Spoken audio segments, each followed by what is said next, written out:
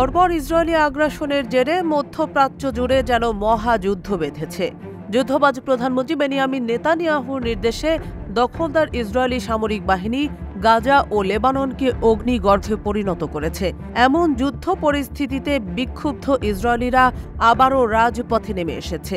জানা গেছে, গাজায় হামাসের হিফাজতে থাকা অবশিষ্ট জিম্মিদের ফিরিয়ে আনার দাবিতে প্রধানমন্ত্রী বেনিয়ামিন নেতানিয়াহুর নেতৃত্বাধীন সরকারের বিরুদ্ধে ইসরায়েলে বিক্ষোভ করেছেন জিম্মিদের আত্মীয় পরিজন সহ হাজার হাজার মানুষ। গেল শনিবার দেশটির বাণিজ্যিক রাজধানী তেল আবিব, বন্দরনগর হাইফা, কারকুন সহ বিভিন্ন শহরে বিক্ষোভ হয়েছে বলে জানিয়েছে ইসরায়েলি সংবাদ মাধ্যমগুলো। মিছিলে অংশ নেওয়া এক জিম্মির আত্মীয় ইসরায়েলের দৈনিক ইয়েদিওত আহরোনতকে বলেন, যে সরকার তার নাগরিকদের হামাসের সুড়ঙ্গে মরার জন্য পাঠায় তাদের ক্ষমতায় থাকার কোনো অধিকার নেই। এখন যুদ্ধবিরতির আলোচনা চলছে, কিন্তু আমাদের নাগরিকরা যেখানে হামাসের সুড়ঙ্গগুলোতে মৃত্যুর মুখে রয়েছে তাদের বাদ দিয়ে কিভাবে যুদ্ধবিরতি সম্ভব? সরকার এখন জিম্মিদের কথা ভুলে গেছে এবং নিজেদের ব্যর্থতা ঢাকার জন্য বিভিন্ন অজুহাত দিচ্ছে। সরকারের পক্ষ থেকে এই প্রতিবাদ মিছিল ইস্যুতে এখন পর্যন্ত কোনো প্রতিক্রিয়া জানানো হয়নি। 2023 সালের 7 অক্টোবর ইসরায়েলের ভূখণ্ডে নিজেদের মুক্তির সংগ্রাম শুরু করে ফিলিস্তিনের স্বাধীনতাকামী সংগঠন হামাস। ওই দিন হামাসের হামলায় গাজায় 1200 জন নিহত হয়। সেই সঙ্গে জিম্মি হিসেবে হামাস ধরে নিয়ে যায় 242 জনকে। তারপর সেদিন থেকেই গাজায় অভিযান শুরু করে ইসরায়েলের প্রতিরক্ষা বাহিনী আইডিএফের বর্বর অভিযানে গাজায় এ পর্যন্ত নিহত হয়েছেন প্রায় 44,000-এরও বেশি মানুষ, আহত হয়েছেন আরও লক্ষাধিক। এই সংঘাতের শুরু থেকে মধ্যস্থতার ভূমিকায় রয়েছে যুক্তরাষ্ট্র, কাতার ও মিশর। এই 3 দেশের কূটনৈতিক তৎপরতায় গত বছর নভেম্বরের শেষ সপ্তাহে এক অস্থায়ী বিরতিতে 107 জন জিম্মি মুক্তি পেয়েছেন। তবে তারপর থেকে এখন পর্যন্ত অল্প কয়েকজন ব্যতীত আর কোনো জিম্মিকে মুক্তি দেওয়া হয়নি। এদিকে গাজায় ইসরায়েলি বাহিনীর তীব্র অভিযানে হাজার হাজার ফিলিস্তিনির পাশাপাশি অন্তত 30 জন জিম্মি নিহত হয়েছেন বলে জানা গেছে। হামাসের পক্ষ থেকে বলা হয়েছে, ইসরায়েল যদি গাজা থেকে সেনা প্রত্যাহার করে নেয় তাহলে অবশিষ্ট সব জিম্মিকে ছেড়ে দেওয়া হবে। কিন্তু বেনিয়ামিন নেতানিয়াহু কিছুতেই গাজা থেকে সেনা প্রত্যাহারের পক্ষে নন। ফলে জিম্মিদের মুক্তির ব্যাপারটিও ঝুলে আছে। এতেই মূলত চটে উঠেছে জিম্মিদের স্বজনরা।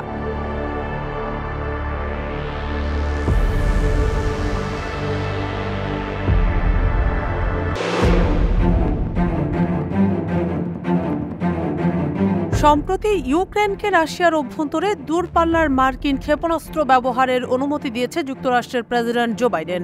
এতে করে ইউক্রেন যুদ্ধের উত্তেজনা বাড়বে তা সকলেই উপলব্ধি করছে। প্রেসিডেন্সি মেয়াদের একদম শেষ সময়ে এসে জো বাইডেনের দেওয়া এমন বিতর্কিত সিদ্ধান্তকে ঘিরে ইতোমধ্যে তোলপাড় শুরু হয়েছে, যার ধারাবাহিকতায় নবনির্বাচিত প্রেসিডেন্ট ডোনাল্ড ট্রাম্পের বড় ছেলে ডোনাল্ড ট্রাম্প জুনিয়র বাইডেনের দেওয়া সিদ্ধান্তে নিজের ক্ষোভ প্রকাশ করলেন। মাইক্রো ব্লগিং সাইট এক্সে দেওয়া এক পোস্টে ট্রাম্প জুনিয়র বলেন, মার্কিন মিলিটারি ইন্ডাস্ট্রিয়াল কমপ্লেক্স নিশ্চিত করতে চায় আমার বাবা শান্তি প্রতিষ্ঠার সুযোগ পাওয়ার আগেই তারা তৃতীয় বিশ্বযুদ্ধ শুরু করবে। বাইডেন প্রশাসনের সিদ্ধান্তের কড়া সমালোচনা করে তিনি একে বিপজ্জনক এবং উস্কানিমূলক বলে আখ্যা দিয়েছেন। এদিকে সংবাদ মাধ্যম নিউ ইয়র্ক টাইমসের তথ্য অনুযায়ী বাইডেন প্রশাসন সম্প্রতি ইউক্রেনকে রাশিয়ার ভূখণ্ডে মার্কিন ক্ষেপণাস্ত্র হামলার অনুমতি দিয়েছে। আগে এই ধরনের পদক্ষেপ নিতে মার্কিন প্রশাসন সতর্ক ছিল, কারণ এটি রাশিয়ার পাল্টা প্রতিক্রিয়ার ঝুঁকি তৈরি করতে পারে। ফ্রান্স জানিয়েছে, ফ্রান্স এবং যুক্তরাজ্যও একই পথে হেঁটে তাদের অস্ত্র ব্যবহারের অনুমতি দিয়েছে। যুক্তরাষ্ট্রের এই পদক্ষেপে ক্ষুব্ধ রাশিয়া কঠোর প্রতিক্রিয়া জানিয়েছে। রুশ আইন প্রণেতা আন্দ্রে গ্লিসাস হুঁশিয়ারি দিয়ে বলেছেন, যুক্তরাষ্ট্রের মিসাইল ব্যবহার করে ইউক্রেন যদি রাশিয়ায় হামলা চালায় তবে তা তৃতীয় বিশ্বযুদ্ধের সূচনা করবে। আবার এদিকে বাইডেনের এই সিদ্ধান্তে মার্কিন রাজনীতিতে তীব্র বিতর্ক সৃষ্টি হয়েছে। ডেমোক্র্যাটদের মধ্যেও এ নিয়ে বিরোধ দেখা দিয়েছে। ট্রাম্প পুত্রের বিস্ফোরক মন্তব্য এবং তার কড়া ভাষার সমালোচনা মার্কিন অভ্যন্তরীণ রাজনীতিতে উত্তেজনা আরও বাড়িয়ে তুলছে। বিশ্লেষকরা মনে করছেন, বাইডেনের এই পদক্ষেপ শুধু রাশিয়া ও ইউক্রেন যুদ্ধকেই নয়, বৈশ্বিক স্থিতিশীলতাকেও বিপন্ন করতে পারে। অন্যদিকে বিদায় বেলায় জো বাইডেনের বিস্ফোরক সিদ্ধান্ত নিয়ে গণমাধ্যমে খবর আসার পর এ নিয়ে কথা বলেছেন ক্রেমলিনের মুখপাত্র দিমিত্রি পেসকভ। তিনি বলেন, রাশিয়া মনে করে আমাদের ভূমির গভীরে দূরপাল্লার ক্ষেপণাস্ত্র নিক্ষেপের সিদ্ধান্তের অর্থ হল উত্তেজনা বৃদ্ধির নতুন দফা। তিনি জোর দিয়ে বলেন, মস্কোর অবস্থান সবার কাছে একেবারে পরিষ্কার হওয়া উচিত। এসব সংকেত সম্মিলিত পশ্চিমারা ইতিমধ্যে পেয়েছে। তারা জানে রাশিয়াকে দমানো এতটাও সোজা নয়।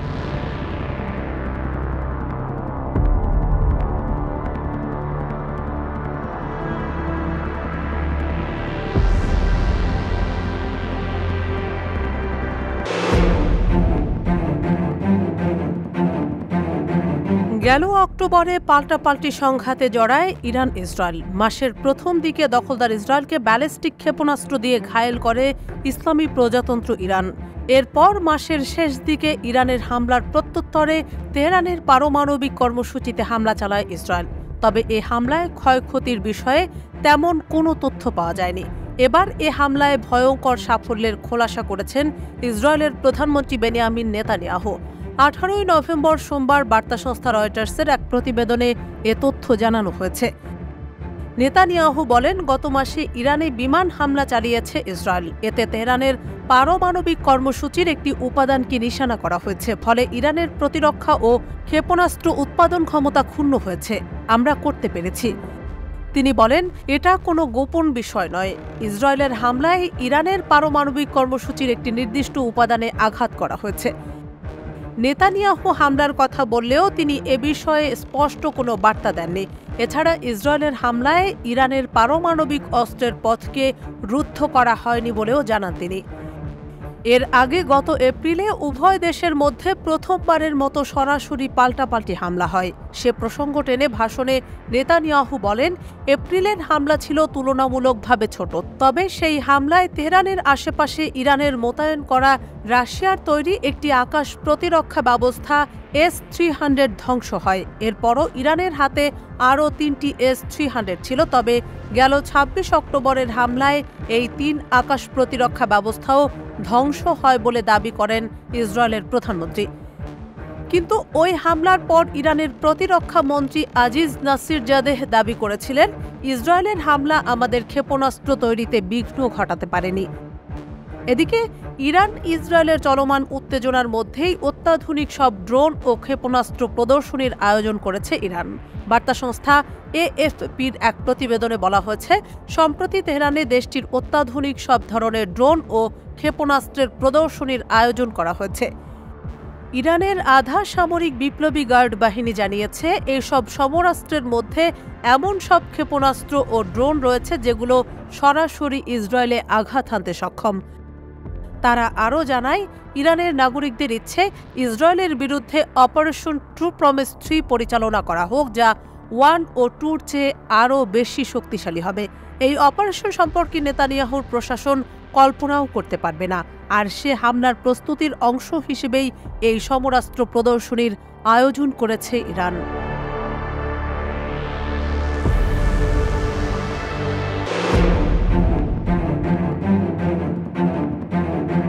দীর্ঘ সময় ধরে চলমান ইউক্রেন যুদ্ধ থামাতে এখন যুক্তরাষ্ট্র ও পশ্চিমা মিত্ররা নিষেধাজ্ঞাকে রীতিমতো ঢাল হিসেবে ব্যবহার করছে।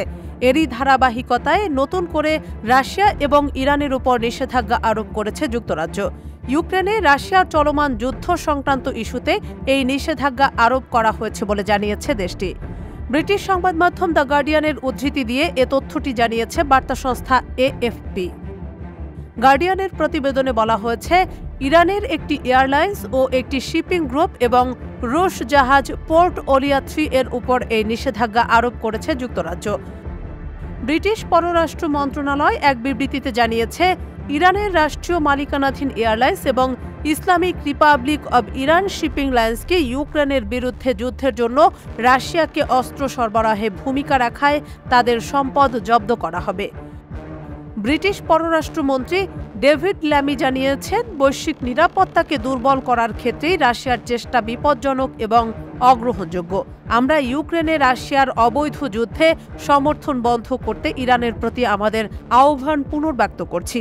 বিবৃতিতে আরও বলা হয়েছে, রাশিয়ায় সামরিক সরঞ্জাম পরিবহনে ভূমিকা রাখার জন্য রুশ কার্গোশিপ পোর্ট ওলিয়া 3 এর উপরও নিষেধাজ্ঞা আরোপ করা হয়েছে।